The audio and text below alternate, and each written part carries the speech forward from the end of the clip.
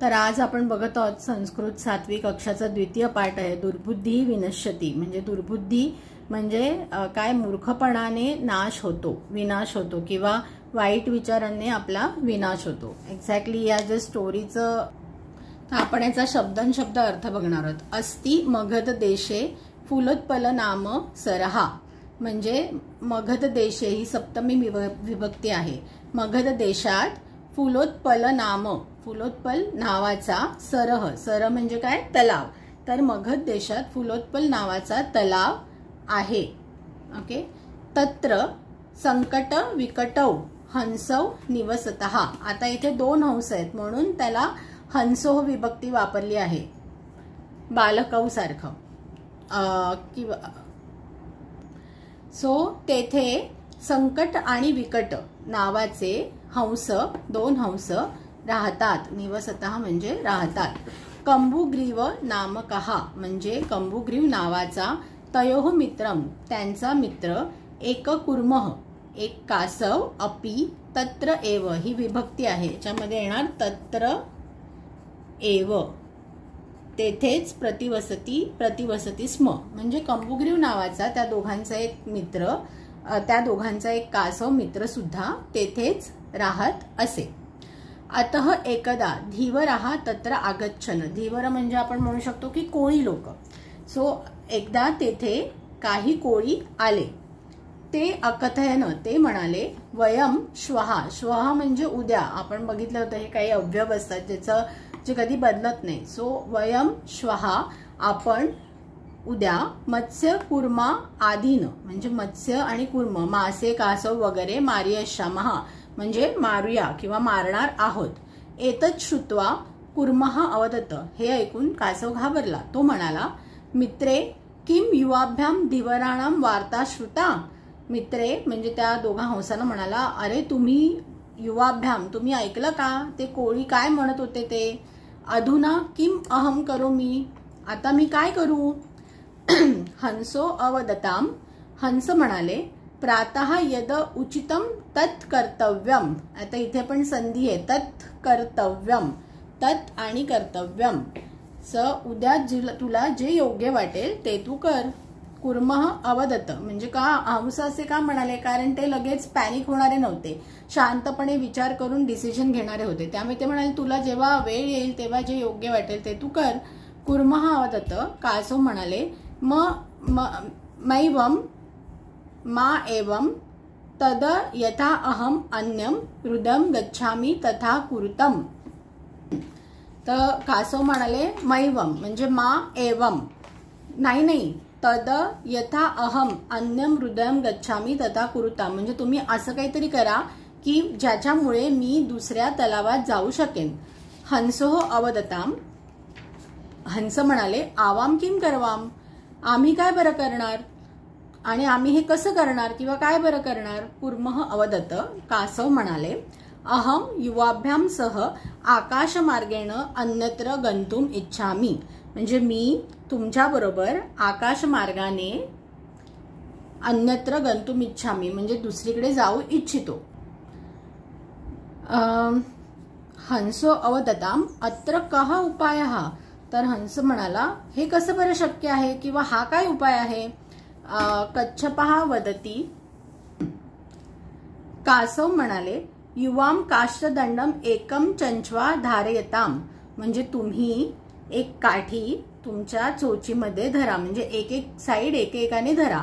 अहम काष्ठदंडमध्ये अवलंब्य युवयोः पक्षबलेन सुखेन गमिष्यामि म्हणजे मी काय करेन, मी त्या काठीला लोंबकळेन आणि तुमच्या बरोबर तुमच्या पक्षबलेन सुखेन गमिष्यामि, पक्षबलेन म्हणजे तुमच्या ऍक्च्युली पक्षांच्या बळाने मी सुखाने प्रवास करेन, म्हणजेच काय की तुम्ही उडाल आणि तुमच्या बरोबर मी सुखाने येईन। हंसो अकथयताम, हंस म्हणाले, संभवती एष उपायः, हा उपाय ठीक वाटतोय म्हणजे हे होऊ शकतं, किंतु अत्र एकः अपायोपि, मग इथे काय आहे, अपाय अपि, अपायोपि म्हणजे अपाय अपि, हे संधी कसे होतात ते नंतर तुम्हाला डिटेल्स असतील की अपाय य आणि अ आहे म्हणून ते अपायोपि झालं। अपाय अपि वर्तते म्हणजे ह्याच्यामध्ये एक धोका पण आहे बरं। आवाभ्याम नियमानम तुला आम्ही घेऊन जाताना त्वामलोक्यम जनः, त्वाम अवलोक्य, त्वाम अवलोक्य, इथे पण संधी आहे त्वाम आणि अवलोक्य, तुला बघून जनः म्हणजे लोक किंचित वदिष्यन्ति एव म्हणजे काही ना काही तर बोलणारच, त्यांना आश्चर्य वाटेल. यदि त्वम उत्तरम दास्यामि, पण जर तू त्याचं उत्तर दिलं तदा तव मरणम निश्चितम, तर तुझा मृत्यू हा निश्चित आहे. का? कारण उत्तर द्यायला त्याला तोंड उघडायला लागणार, जसं तो तोंडाने काठी पकडणार आहे, जसं त्याने तोंड उघडलं तर तो मरणार आहे. अतः त्वम अत्र एव वस, इथे अत्र एव ही पण संधी आहे, अत्र अधिक एव म्हणून तू इथेच राहा. तत श्रुत्वा, ते ऐकून क्रुद्धः कुर्मः अवदत, म्हणजे त्याला कासवाला राग आला, तो रागाने म्हणाला किम अहम मूर्ख, ही पण संधी आहे, किम अहम मूर्ख, काय मी मूर्ख आहे, उत्तरम न दास्यामी, मी काही उत्तर देणार नाही. किंचित अपि न, इथे पण संधी आहे, किंचित अपि आहे, हे किंचित, किंचित अधिक अपि किंचित अपि न वदिष्यामी, मी अजिबात बोलणार नाही. अतः अहम यथा वदामी तथा युवाम कुरुतम, म्हणून मी जसं सांगतो तसंच तुम्ही करा, असं कासव त्या हंसांना म्हणाले. एवं काष्ठदंडे लंबमानम कुर्मः पौराः अपश्यन, अशा प्रकारे हंसांबरोबर काष्ठदंडाला लंबमान म्हणजे काठीला लोंबकळणारा किंवा लोंबकळलेला कासव लोकांनी बघितला. पश्चात अधावन अवधनच, हे पाहून ते म्हणाले अहो मद आश्चर्यम, हे लोंबकळलेला कासव बघून ते म्हणाले अरे बापरे, हे तर फारच आश्चर्य आहे. हंसाभ्याम सह कुर्मोपी, इथे कुर्मः अपि म्हणजे ही पण संधी आहे, कुर्मः अपि, कुर्मोपी उड्डी येते म्हणजे हंसांबरोबर तर कासव पण उडायला लागले. कश्चित वदती, काही लोक म्हणायला लागले यद्य अयम कुर्मः, म्हणजे जर हे कासव कथमपि, हे सगळ्या संधी आहेत, कथमपि म्हणजे कसं तरी किंवा कशाही कारणाने, निपतती म्हणजे खाली पडलं, तदा अत्र एव, तर इथेच पक्त्वा खादिष्यामि, तर इथेच मी त्याला शिजवून खाईन, म्हणजे जर हे कासव काही कारणाने खाली पडलं तर मी त्याला इथल्या इथे शिजवून खाईन. अपरहा अवदत, काही दुसरे लोक म्हणाले सरस तीरे दग्ध्वा खादिष्यामि, म्हणजे मी ह्याला तलावाच्या काठीच ठेचून मारेन आणि खाईन. अन्यः अकथयत, काही दुसरे लोक म्हणाले गृहम नीत्वा भक्ष्यष्यामि, म्हणजे नाही आम्ही तर घरी जाऊन ह्याला खाऊ. तेषाम तद वचनम श्रुत्वा कुर्मः क्रुद्धः जातः, हे सगळं ऐकून काय झालं, कुर्म जो आहे तो रागावला आणि त्याला मित्रांनी सांगितलेलं जे गोष्ट होती ते तो विसरला. मित्राभ्याम दत्त वचनम विस्मृत, म्हणजे मित्रांना त्याने काय वचन दिलं होतं की मी काही झालं तरी काही बोलणार नाही, तोंड उघडणार नाही, ते तो विसरला आणि म्हणाला युयम भस्मम खादत, म्हणजे तुम्ही राग खा. तत् क्षणम एव, इथे पण ही संधी आहे, तत् क्षणम एव, तत्क्षणम एव कुर्मः दंडात भूमो पतितः, म्हणजे तो कुर्म काय झाला की त्या काठीवरून तो जमिनीवर पडला. पौरेह सह मारितः, लोकांनी त्याला मारून खाल्ले.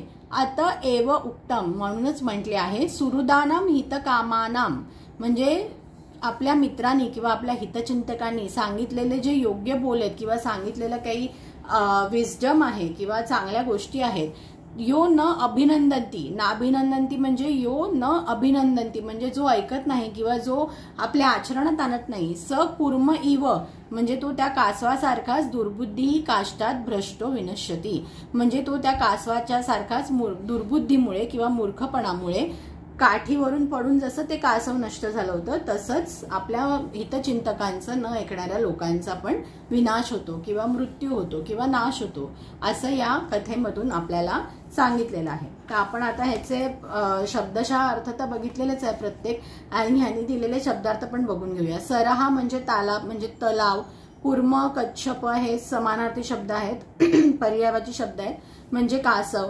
प्रतिवसती स्म म्हणजे राहत होता. धीवरा म्हणजे मच्छवारे म्हणजेच काय कोळी लोक. मत्स्य कुर्मा आदीन म्हणजे मत्स्य कुर्मदीन म्हणजे मासे आणि कासव इत्यादी. त्याच्यानंतर मार इष्यामहा म्हणजे हे भविष्य काळात आहे, त्यांना आम्ही मारू. मैवम ही संधी आहे. मा एवम म्हणजे नाही असं नाही. रुदम, रुदम म्हणजे ताला. परत जसा सर आला हा रुदम हा समानार्थी शब्द होईल. धारयताम म्हणजे धारण करणं किंवा पकडणं. पक्षबलेन म्हणजे पंखाच्या बळाने म्हणजेच काय उडणं. अपाय म्हणजे काय हानी होणं म्हणजे हार्म होणं किंवा नुकसान होणं. नियमानम म्हणजे नेताना घेऊन जाताना. अवलोक्य म्हणजे पाहून. लंबमानम म्हणजे लटकलेले. उड्डयिते म्हणजे उडत आहेत. विस्मृतम म्हणजे विसरला. भस्म म्हणजे राग. सुहृदाम म्हणजे मित्र, फ्रेंड, सखा.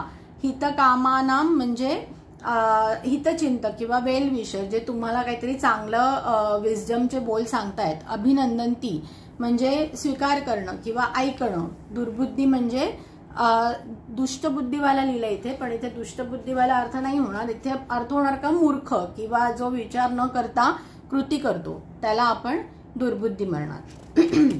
आता ह्या व्हिडिओमध्ये आपण हे सगळं बघितलं की आपल्याला काय धड्याचा अर्थ बघितला. इथे फक्त आपण आता उच्चारण करून बघूया आणि नंतर जो ह्याचा होमवर्क आहे म्हणजे खाली दिलेला जो अभ्यास आहे तो आपण पुढच्या ह्याच्यात करूया. फक्त ह्याचं उच्चारण कसं करायचंय. फुल्लोत्पलम, फुल्लोत्पलम कसं बोलायचं. हे फु ल आहे म्हणून फुल्लोत्पलम.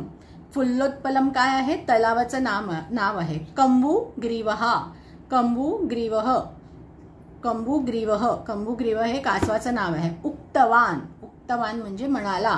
भवत, भवद्भ्याम, भवद्भ्याम म्हणजे भवद्भ्याम. अवलंब्य, अवलंब्य म्हणजे अवलंबून. आवाभ्याम. रुदम. उड्डीयते, उड्डीयते. पक्त्वा. भक्षयिष्यामि. सुहृदाम. भ्रष्टः.